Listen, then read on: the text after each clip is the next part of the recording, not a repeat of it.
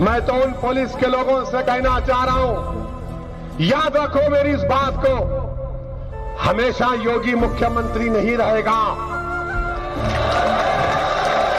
हमेशा मोदी प्रधानमंत्री नहीं रहेगा।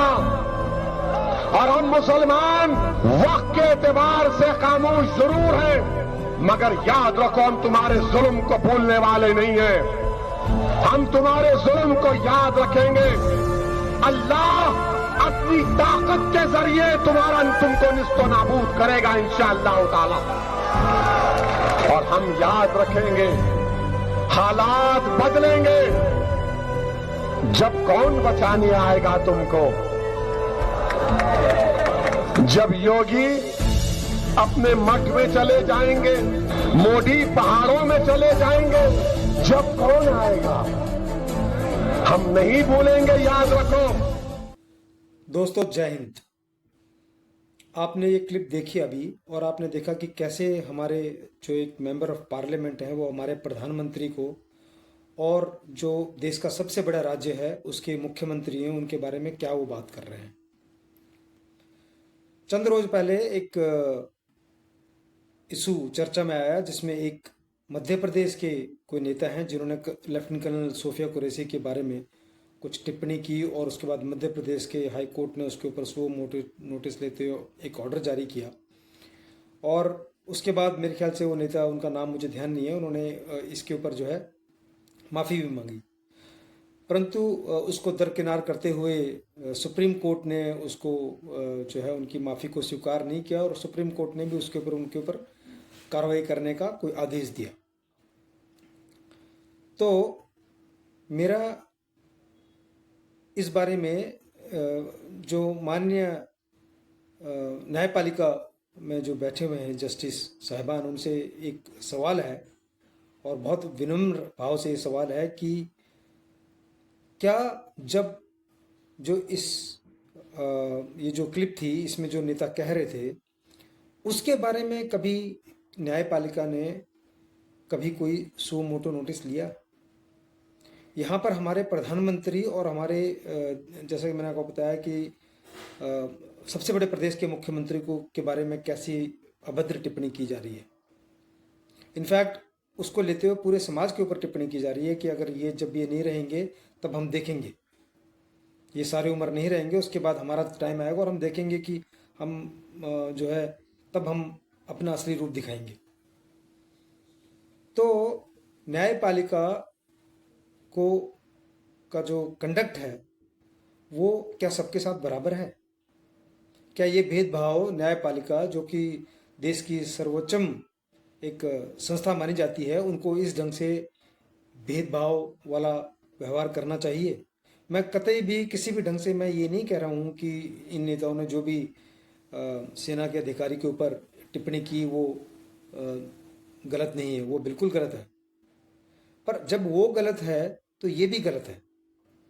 ऐसे बहुत सारे किस्से हैं जहाँ पर आप देखेंगे कि हमारी जो न्यायपालिका है वो खुले तरीके से भेदभाव करती है और वो अपने मनमाने ढंग से फैसले सुनाती है जिनके पीछे कोई तुक लॉजिक नहीं होता है।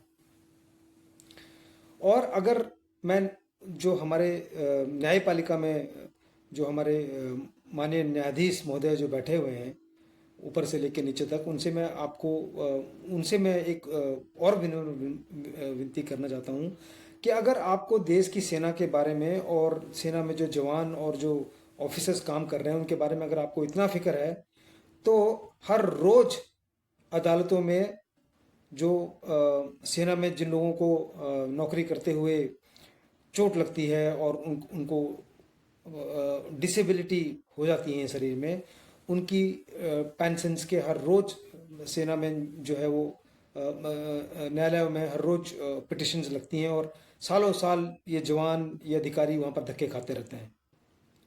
सिर्फ होता यह है कि एक आधे केस में न्यायालय से टिप्पणी आ जाती है, अखबारों में छप जाती है, और उसके पश्चात भी उस स्थिति में जो एक्चुअल जो पोजीशन है उसमें कोई सुधार नहीं है, वो ऐसे के ऐसे ही चलता आ रहा है। एक सिपाही सालों साल दूर दराज इलाकों में सेवा दे के आता है और उसके बाद आधी उम्र वो अपने कोर्ट्स में धक्के खाते हुए गुजार देता है।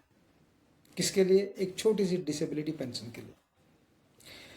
ऐसा ही एक मिलता जुलता सवाल है जो सेना में शॉर्ट सर्विस कमीशन एंट्री है, उसमें लोगों ने सालों से पिटिशन डाल रखी है न्यायालय में, जो उनकी जो सर्विस है, उनकी सर्विस कंडीशंस को लेकर, उनकी जो उसके बाद जब वो अगर सर्विस कॉन्ट्रैक्चुअल पीरियड के बाद जब बाहर आते हैं तो उनको आगे अपने आप को दोबारा से एक यंग एज में दोबारा से नौकरी पाने में या कोई भी आके अपनी जो है ज़िंदगी बढ़ाने में बहुत दिक्कतें पेश आती हैं, क्योंकि एक यंग एज में एक ऑफिसर जो है वो सेना से बाहर आता है और उसके बाद उसको जो है कहीं से कोई सपोर्ट नहीं मिलता है। तो इन लोगों ने एक पिटिशन फाइल कर रखी है जिसमें सिर्फ तारीख से तारीख, तारीख पे तारीख ये चलता आ रहा है इतने सालों से। अगर न्यायालय को, न्यायपालिका को सचमुच सेना से अगर प्यार है और आप सचमुच सेना के लिए कुछ करना चाहते हैं तो आप ये जो डिसेबिलिटी पेंशन के जो केसेस चल रहे हैं ये ड्रामा बंद करवाइए पहले। और दूसरी बात है, मैं आपसे ये इल्तिजा कर रहा हूँ कि ज़रूरी नहीं है कि जो शॉर्ट सर्विस कमीशन के लोग हैं जो वो आपसे जो भी उम्मीद करते हैं आप 100% उसको आप पूरा कीजिए, पर आप उसको एक बार सीरियसली देखिए तो सही। कुछ तो आप उनके लिए निवारण कीजिए, कुछ तो आप उनका सपोर्ट बनिए, कुछ तो उनकी सहायता बनिए। जब अभी न्यायपालिका ने कुछ ऑर्डर्स अपने लिए पास किए हैं कि चाहे वो जो जस्टिस होते हैं, जो जजेस होते हैं, वो कोई भी एंट्री हो पर उनको जो है सरकार को एक बराबर उनको डील करना पड़ेगा, तो या उनको वैसी सबको एक जैसी फैसिलिटीज़ देनी। यहाँ पर तो तारीख पे तारीख यही चलता आ रहा है।